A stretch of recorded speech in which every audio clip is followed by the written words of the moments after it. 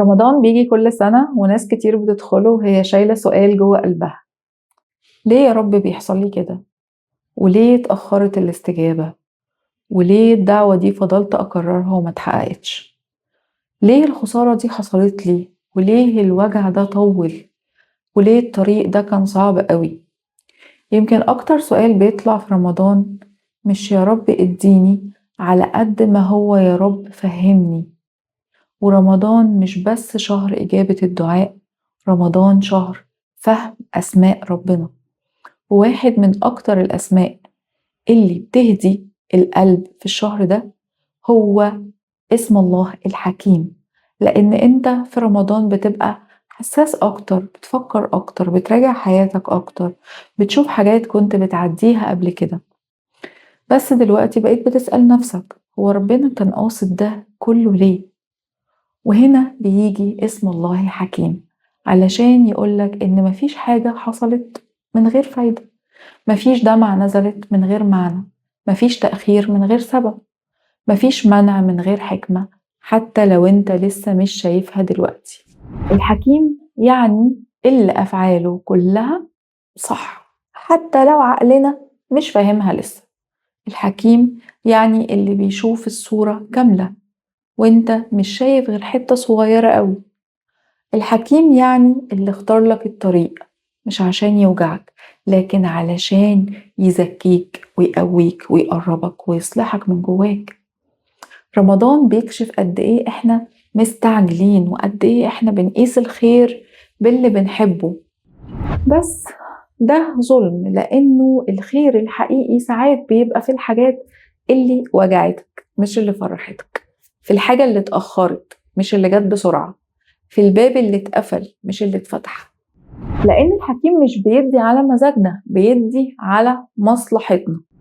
ورمضان شهر التسليم، شهر انك تقول يا رب انا مش فاهم كل حاجة بس واثق فيك. ودي اعلى درجة ايمان، انك تثق وانت مش شايف النتيجة، انك تطمن وانت لسه مش فاهم السبب، انك تقول الحمد لله وانت لسه موجوع. رمضان بيعلمك ان الحكمة مش دايما واضحة، وان كتير من اللي انت فاكره شر كان حماية، وكتير من اللي انت كنت فاكره تأخير كان تجهيز، وكتير من اللي زعلك كان بيبعد عنك شر أكبر انت ما كنتش هتستحمله. اسم الله الحكيم بيعلمك ما تستعجلش الحكم على حياتك وانت لسه في نص القصة، ما تحكمش وانت لسه في الفصل الأول، ما تقولش أنا خسرت وانت لسه ما كملتش الطريق. لأن الحكيم بيشتغل بهدوء معاك من غير ما يشرح لك كل حاجة، بيصلح من غير ما يبقى مفهمك كل حاجة بالظبط، بيدبر من غير ما يحسسك ايه اللي بيتدبر.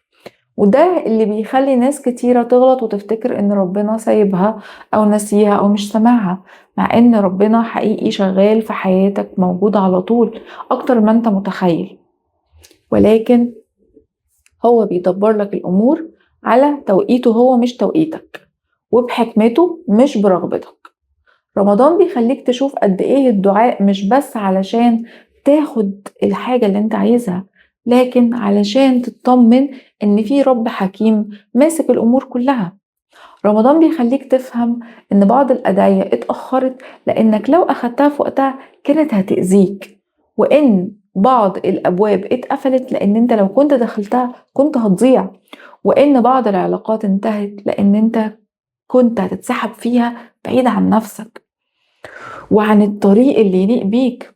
الحكيم مش قاسي، الحكيم رحيم ورحمته كبيرة، ولكن الحكيم مش عايز يفرحك فرحة مؤقتة وبعدين تتكسر بعدها.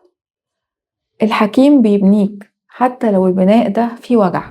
رمضان هيخليك تبص ورا وتقول الحمد لله ان الحاجة دي ما حصلتش، الحمد لله ان الشخص ده مشي، الحمد لله ان الطريق ده وقف، الحمد لله ان الدعوة دي اتأخرت، لان دلوقتي بس ابتديت افهم الحكمة. رمضان بيفتح عين القلب مش عين العقل بس.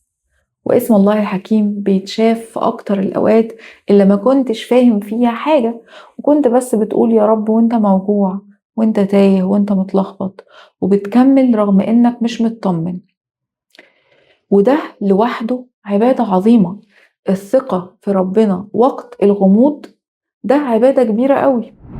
اسم الله الحكيم بيخفف عنك جلد ذاتك، لأنك لما تفهم إن في حكمة هتعرف إن أنت مش فاشل ولا قليل ولا متأخر عن غيرك، أنت بس في مسار مختلف، بتوقيت مختلف، بدرس مختلف. رمضان مش مقارنة، رمضان رحلة شخصية بينك وبين ربنا الحكيم، بيعامل كل قلب فيها بما يناسبه مش بما يشبه غيره. عشان كده ما تبصش لحد وتقول ليه هو واخد وأنا لأ، ليه هو سبق وأنا لسه، ليه حياته أسهل، لأنك ما تعرفش الحكمة اللي ربنا بيشتغل بيها معاك.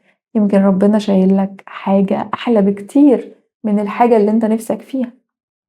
يمكن ربنا بيجهزك لمسؤولية كبيرة، يمكن بيقوي قلبك علشان المرحلة الجاية محتاجة قوة مش استعجال.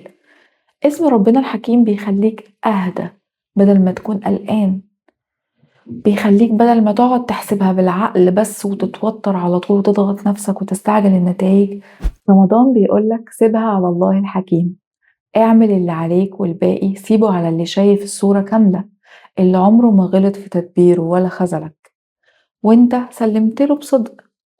اسم الله الحكيم بيخليك تصوم وانت مطمن، وتصلي وانت مطمن، وتدعي وانت مطمن، حتى لو لسه ما شفتش الإجابة، لأنك فاهم إن الإجابة جاية في الوقت الصح وبالشكل الصح، حتى لو مش اللي في بالك.